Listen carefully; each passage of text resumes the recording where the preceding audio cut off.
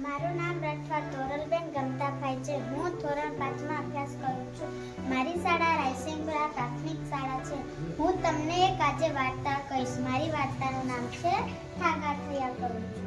એક હતો કાગડો અને એક હતી કાબર. બંને વચ્ચે દોસ્તી થઈ. સમય વીત્યો એમ બંને પાકા ભાઈબંધ બની ગયા. પણ બંનેમાં એક ભેદભાવ હતો. કાબર ભોલી પડી હતી પણ કાગડો બહુ પાકો હતો. એક દિવસે કાબર કાગડાને કહે, કાગડાભાઈ ચાલો ને આપણે ખેતર ખેડીએ. કાગડો કહે સારું. કાબર બોલી, દાણા સારા થાય તો આખું વરસ ચણવા ના જવું પડે અને નિરાંતે ખાઈશું. પછી બંને જણ ખેતર ખેડવા લાગ્યા. ત્યાં જ કાગડાની ચાંચ ભાગી ગઈ અને કાગડો લુહાર પાસે ચાંચ કઢાવવા ગયો. જતા જતા કાબરબાઈને એમ કહેતો ગયો, કાબરબાઈ તમે ખેતર ખેડતા થાવ, હું ચાંચ કઢાવીને આવું છું. કાગડો તો ચાંચ કઢાવવા ગયો અને કાબરબાઈને તો આખું ખેતર ખેડી નાખ્યું. ત્યાં સુધીમાં કાગડો આવ્યો જ નહીં. કાગડાની દાનત ખોટી હતી કે ચાંચ તો બરાબર થઈ ગયેલી, પણ બેઠા બેઠા લુહારની સાથે ગપ્પા મારવા લાગેલા. ત્યાં તો કાબરબેન કાગડાને બોલાવવા ગઈ. જઈને કહે, કાગડાભાઈ ચાલો ને, ખેતર તો ખેડાઈ ગયું છે, હવે વાવણી કરવાની છે. પછી કાગડાએ કીધું, ઠાગા ઠૈયા કરું છું, ચાચુડી ખડાવું છું, જાઉં કાબરબેન આવું છું. કાબરબેન તો ગઈ અને આખા ખેતરની વાવણી કરી દીધી. ત્યાં સુધીમાં કાગડો આવ્યો જ નહીં. હવે સરસ મજાનો મોટો બાજરો ઉગેલો. હવે એને નીંદણનો સમય હતો એટલે વળી પાછી કાબરબેન કાગડાને બોલાવવા ગઈ. જેને કહે, કાગડાભાઈ ચાલો ને, નીંદણનો સમય છે, વહેલા નીંદશું નહીં તો પાક બગડી જશે. આળસુ કાગડાએ ઝાડ ઉપરથી જ કહ્યું, ઠાગા ઠૈયા કરું છું, ચાચુડી ખડાવું છું, જાઉં કાબરબેન આવું છું. કાબરબેન તો ગઈ અને આખા ખેતરની નીંદણ કરી દીધી.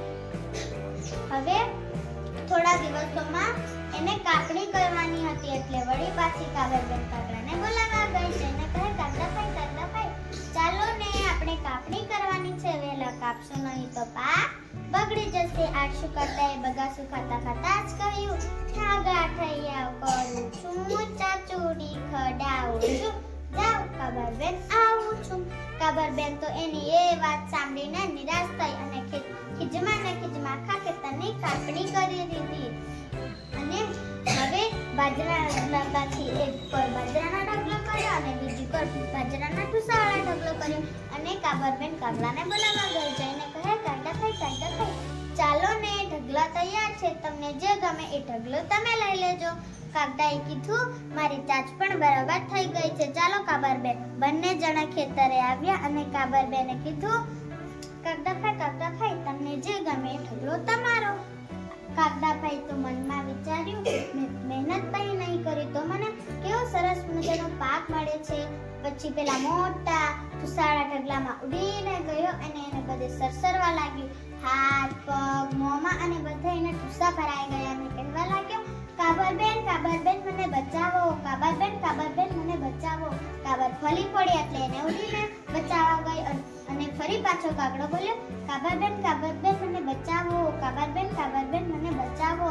પછી ઉડીને પેલી વહેતી નદીમાં ગયા અને હાથ પગ મોં ધોઈ અને ખેતરે આવ્યા. કાબરબેને કીધું, કાગડાભાઈ મારા કુટુંબમાં ઓછા સભ્ય છે, તમે અડધો પાક લઈ લો. કાગડાએ કીધું, મેં નહીં મહેનત કરી એટલે હું નહીં લઉં.